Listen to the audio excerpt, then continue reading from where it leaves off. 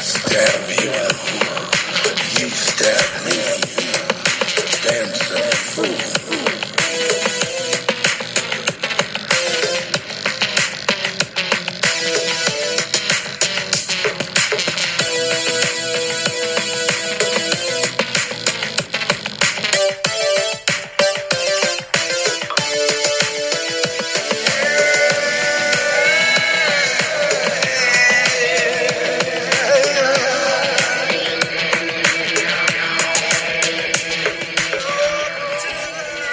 Hi, everyone. This is Amelia Duran, your host in the Porthole to Justice. It is April 30th. Is it the 30th today? It is the 30th. Okay. I have a special guest with me today. I have Micheal Stroger. He is a reporter for San Mateo County News, and he's also a victim's advocate. And we're going to be talking a little bit about the systemic corruption within the system. I've discussed this many times before regarding the targeting and, exactly, how much of an issue this is, county by county, state by state. And him and I, we have an understanding. And it's so nice to talk to somebody that gets it. And I want to welcome you to the show. Micheal, welcome to the Porthole to Justice. Thank you very much. Good morning. Great to be with you. So I had reported yesterday. I did a quick update on San Mateo County Sheriff that's running for re-election, Carlos Bolanos. And you had actually enlightened me that there's a lot more to this story, and actually it might not have been reported accurately. That is correct. It has not been reported correctly for 11 years. So this originally occurred, you're saying, 11 years ago? Yes, April 21st, 2007. Mm-hmm.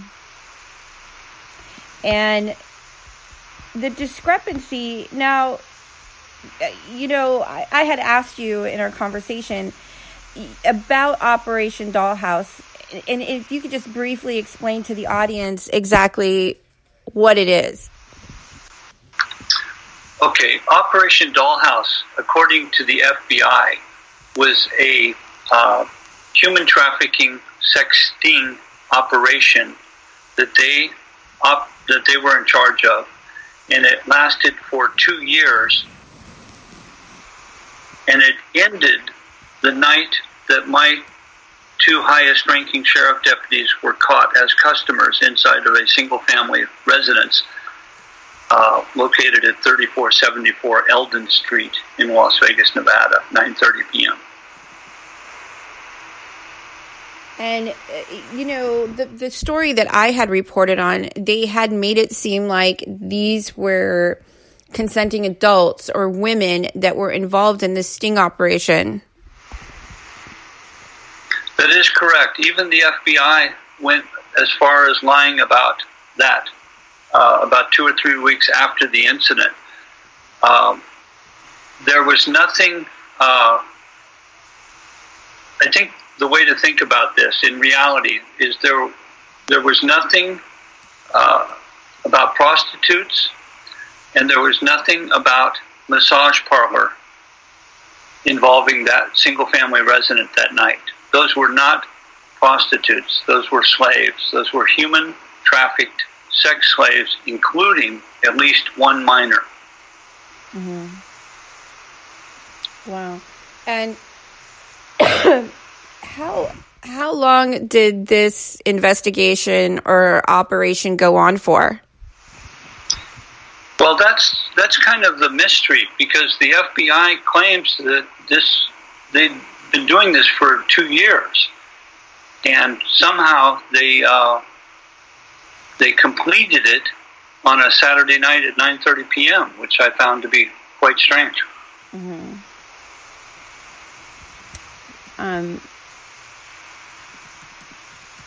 So Carlos Bolanos was actually mentioned in the article that I had reported on as being caught. I guess it made it sound like a massage, but I guess they're alluding or alleging something else other than what actually occurred. Yes, that is correct. Mr. Bolanos has been on a misinformation campaign ever since he got caught inside that house. And the media and the law enforcement and the elected officials have all been backing his story, which is a complete fantasy. There is nothing about that home, that single-family residence, and I've put photographs of it on my website, and it includes a trailer in the backyard. Every single window of the house was barred, the doors were barred, and it was a single-family residence in a light industrial area.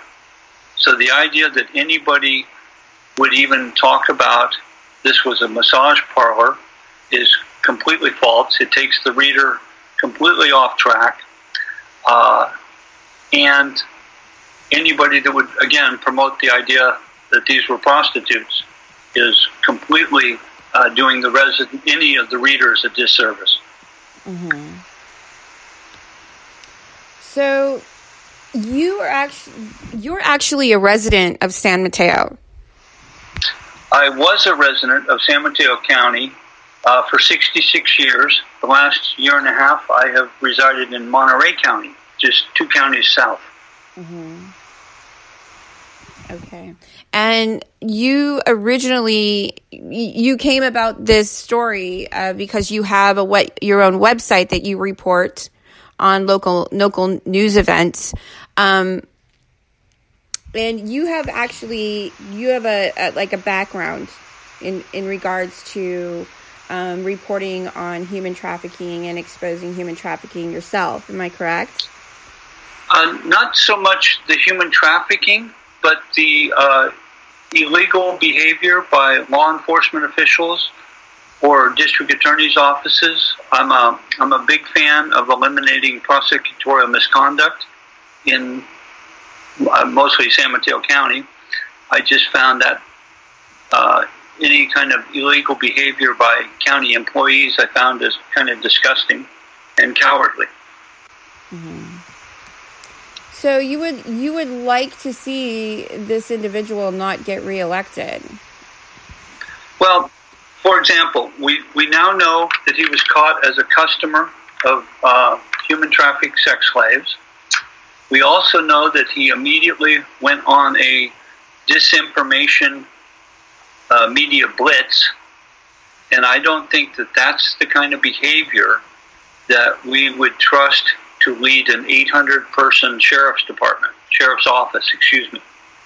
Mm-hmm. And also, I think a lot of people just don't comprehend that the average resident is responsible for the sheriff's office. Mm-hmm. It is an elected office. It belongs to the people to pick their sheriff, him or her, and an important quality for that office is that person be an honest person. And Carlos Bolanos has proven that he is not an honest person. He's a dishonest person. So you had mentioned and also in our conversation that he didn't even actually come about the office of being the sheriff. He wasn't actually elected. No, he was not. And I'm one of the few people, and there's more, the residents are waking up. I've said it immediately because I attended the meeting at the Board of Supervisors office, board chambers, and Carlos Bolanos was illegally appointed on July 12th, 2016 by 3 supervisors. And the reason I say he was illegally appointed is that was not what was on the agenda for that day. They were supposed to determine how they were going to fill the vacancy of the sheriff's office. And the other man that held that office was the other man caught with Carlos in the house in Las Vegas, but he just resigned because he received a full medical retirement. Mm-hmm. And that's like hitting the lottery for a public employee. What it translates to is that they now receive 100% of their salary, non-taxable. And so he bailed out on San Mateo County and then hoped that Carlos would take his position immediately, type of thing. So this Operation Dollhouse, when we posted online and we referred to it online, you had mentioned that there's some trigger words that go along with it. If people are online and they're looking into this story themselves, in regards to Carlos Bolanos himself, right? Right. The whole thing about if anybody understands how law enforcement departments work, they always have a public relations person and a media person, and they want to spin the story so that the public loses interest in it. And so, for example, you'll never hear the sheriff's department admit that those women and girls were being raped at that house. Mm-hmm. You'll hear that they were prostitutes. Mm-hmm. And so I think that's a big difference. And for any news organization to see the home and see the bars on the window and see the backyard and the trailer and all that, and not one sign, not one menu of what a massage parlor would offer. Mm-hmm. And so for me, I hold the media responsible too for promoting this just fantasy story. We have a local newspaper in San Mateo County that their paper is read by almost 85,000 people a day, and they recently did a story that was just preposterous. Mm-hmm. They stated that Bolanos was outside the home the entire time, and they know that's not true, and yet they've refused to retract it, they've refused to correct it, and they also happen to recommend Carlos Bolanos for sheriff for some reason. I see it quite often because I actually profile some of these convictions and indictments that are published in these sort of not mainstream publications, and they disappear very quickly. So the public doesn't really they do their due diligence by publishing the conviction and indictment. However, it's not in like any mainstream publication to where it's going to stick in people's minds. And they often will use misleading words so that, you're not,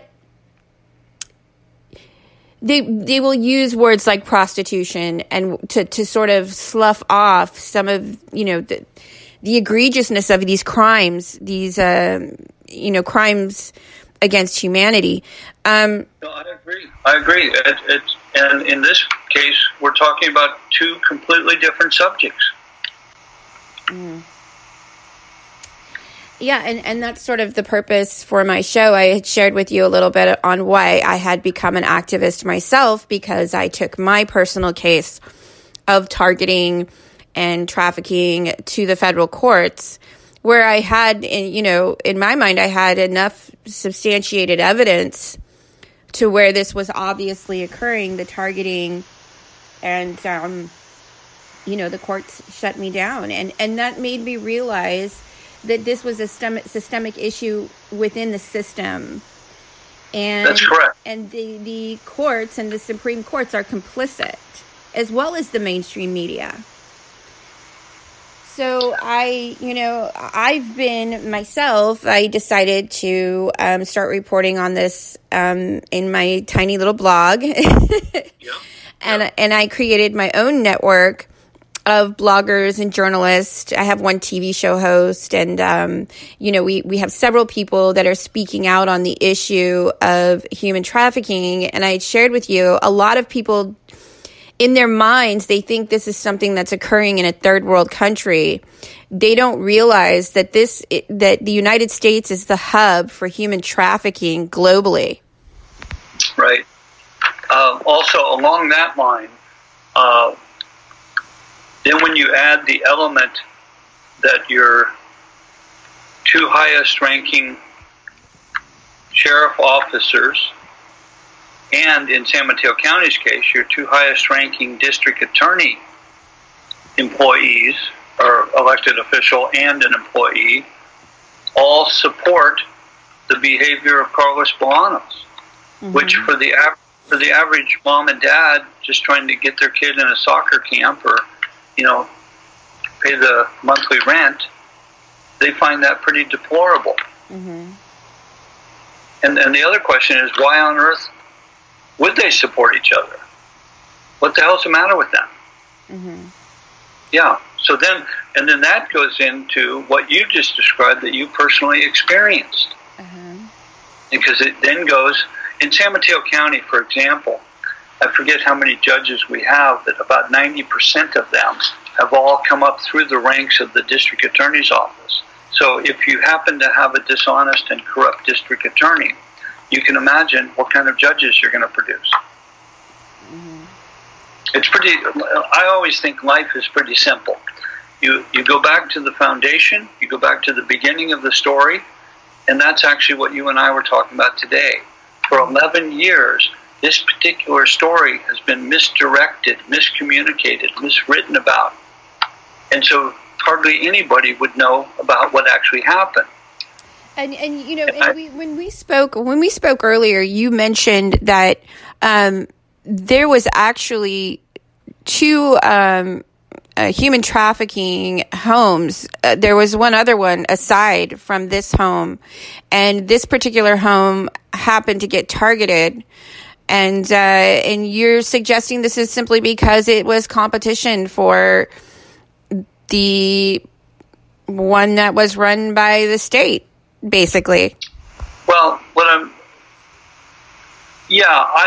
I received that kind of information several years ago from a woman that I believe would know that, and her background involved that she was a prostitute herself for many years, and then actually shifted gears and started helping women get out of the prostitution business.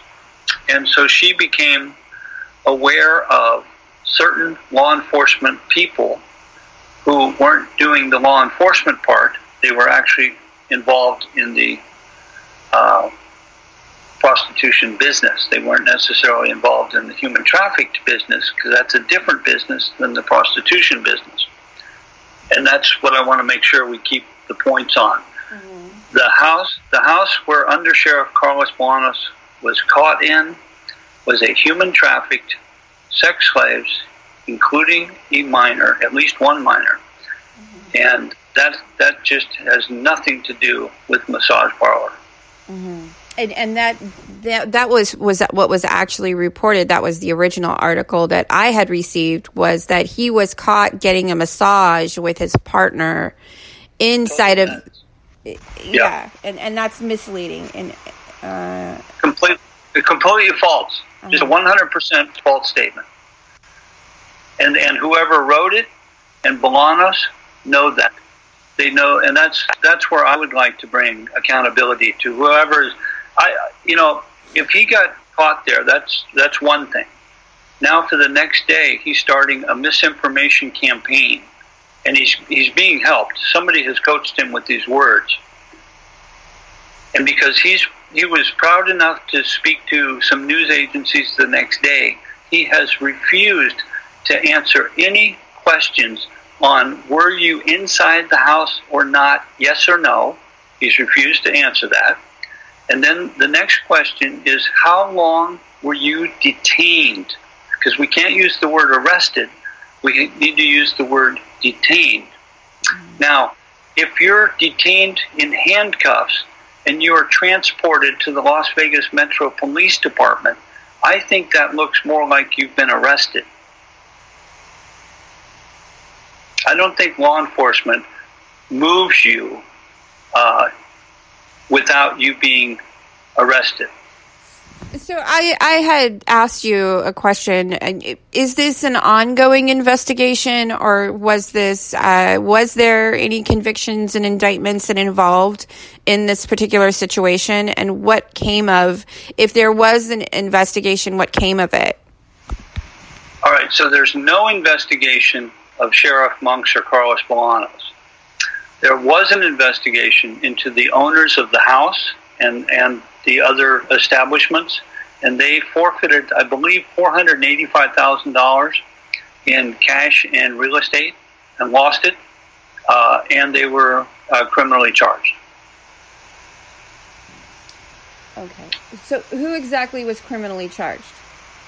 The husband and wife team that were running the couple different places. Okay. Mr. I think his last name was Keyes, Keyes. See, when you're involved in this kind of charge, the law enforcement has the authority to take your property. It's a forfeiture law. It doesn't even matter if you're guilty or not. And I believe they picked up over $300,000 in cash, and then they forced them to sell their property, the houses, or the one or two houses. Mm-hmm. So you actually wrote several letters as a concerned citizen to the governor?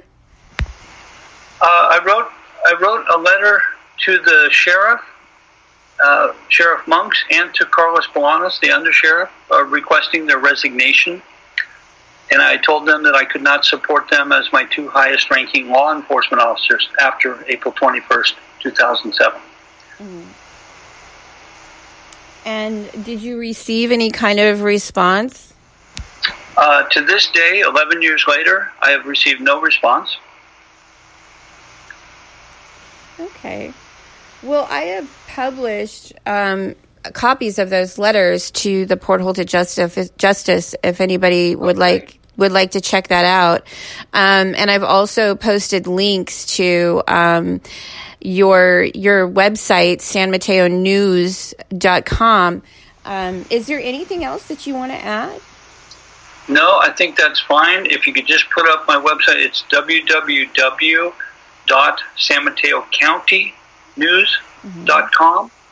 And then if you could just remind your listeners that if they know anybody who lives in San Mateo County, we have an election coming up very shortly. The ballots are mailed out May 7th, and the election is June 5th. And please just remind people not to vote for Mr. Bolanos for sheriff. There's a couple other candidates. And so just this is the first time in 25 years that the residents of San Mateo County actually get to choose their sheriff.